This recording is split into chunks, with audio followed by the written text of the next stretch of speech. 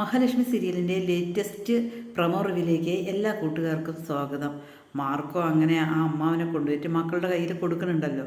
നിങ്ങൾ ഇനി ഈ അമ്മാവനെ പുറത്താക്കുകയോ ഈ അമ്മാവനെ എന്തെങ്കിലും ചെയ്യുകയോ ചെയ്തിട്ടുണ്ടെങ്കിൽ ഞാൻ വരും, അപ്പോഴെൻ്റെ വേറൊരു സ്വഭാവമാണ് നിങ്ങൾ കാണുക എന്ന് മാർക്കോ പറയാണ്.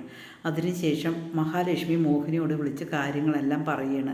കണ്ണേട്ടൻ്റെ കാലിൽ വിരലുകളൊക്കെ ചലിക്കാനായി എന്നും കണ്ണൻ അതുപോലെ ഒരാൾ കൊല്ലാൻ വേണ്ടിയിട്ട് ഇവിടെയും വന്ന് ശ്വാസം മുട്ടിച്ച് കൊല്ലാൻ ശ്രമിച്ചു. അതേസമയം ആ ഒരു ചെറുപ്പക്കാരൻ വന്നിട്ട് കണ്ണേട്ടനെ രക്ഷിച്ചതാണ്. ഇല്ലെങ്കിൽ ഇന്ന് കണ്ണേട്ടൻ ജീവിച്ചിരിക്കില്ല, മരിക്കുമായിരുന്നു അമ്മേ കണ്ണേട്ടൻ എന്നിങ്ങനെ പറയണം കേട്ടോ. നടന്ന കാര്യങ്ങളെല്ലാം പറയണം. സന്തോഷം സങ്കടവും എല്ലാം മഹാലക്ഷ്മി മോഹിനിയോട് പങ്കുവെക്കുകയാണ് കേട്ടോ. അതേസമയം മോഹിനിക്ക് ഭയങ്കര സന്തോഷവും. അതേപോലെ തന്നെ മഹാലക്ഷ്മി പറയേണ്ട അമ്മ ആരോടും പറയണ്ട, കാരണം എൻ്റെ ശത്രുക്കൾ അവിടെ തന്നെ ഉണ്ടല്ലോ, അത് കാരണം അമ്മ പറയണ്ട, ഈ കാര്യങ്ങളൊന്നും പറയണ്ട, ഞങ്ങളത് രഹസ്യമാക്കി വെക്കാനാണ് തീരുമാനിച്ചിരിക്കുന്നത്. അവരെന്തായാലും വൈദ്യരുടെ അടുത്തേക്ക് വരുമ്പോൾ ഒരുപാട് കളിയാക്കിയതാണല്ലോ, ആ കളിയാക്കൽ അങ്ങനെ തന്നെ ഇരിക്കട്ടെ. ഇനിയും വൈദ്യരുടെ അടുത്തേക്ക് വരണം, ഓരോ മാസത്തിലൊരു 5 ദിവസം വന്നിരിക്കണം, അവർ കളിയാക്കിക്കൊണ്ടേ ഇരിക്കട്ടെ, ഈ വിവരം നമുക്ക് രഹസ്യമാക്കി വെക്കണം എന്നിങ്ങനെ മഹാലക്ഷ്മി മോഹിനിയോട് പറയണം കേട്ടോ. ശരി എന്ന് മോഹിനി പറയണം. അതേസമയം മോഹിനി മാർക്കോയെ കാണുകയാണ്.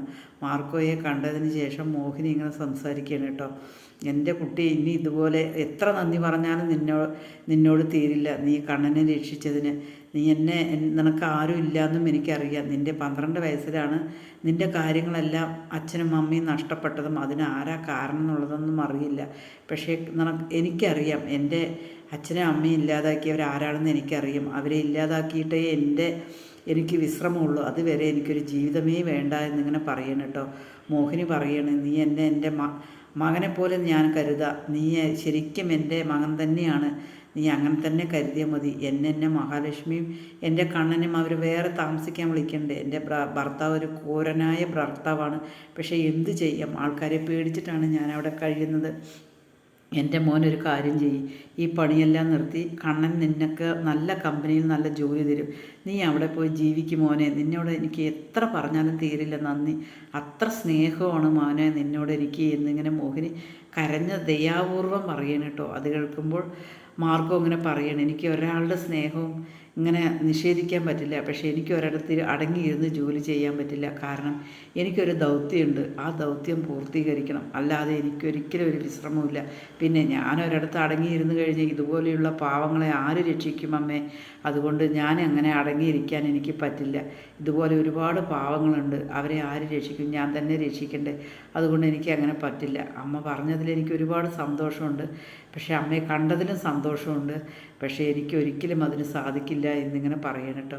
മോഹിനി പറയണം, എനിക്ക് ജനിക്കാതെ പോയ മകനാണ് നീ എൻ്റെ എന്തൊരാവശ്യം ഉണ്ടെങ്കിലും നിനക്കൊരു അമ്മയുടെ സ്നേഹം വാത്സല്യം കിട്ടണമെന്നുണ്ടെങ്കിൽ എന്നെ നിനക്ക് എപ്പോൾ വേണമെങ്കിലും വിളിക്കാം, നീ എവിടേക്കാണോ വിളിക്കുന്നത് ഞാൻ നിൻ്റെ അടുത്തേക്ക് വരാമെന്നിങ്ങനെ പറയണം കേട്ടോ. അതേസമയം മാർക്കോയ്ക്ക് ഭയങ്കര സന്തോഷമാണ് കേട്ടോ. മോഹിനിയെ കണ്ടപ്പോൾ മാർക്കോയ്ക്ക് ഒരു അമ്മയുടെ സ്നേഹം എന്താണെന്ന് മാർക്കോ സ്വയം തിരിച്ചറിയണ സീനാണ് കാണുന്നത്. അങ്ങനെ നമുക്ക് നാളെ എപ്പിസോഡിലേക്ക് കാണാൻ പറ്റുന്നത് അങ്ങനത്തെയാണ് കേട്ടോ.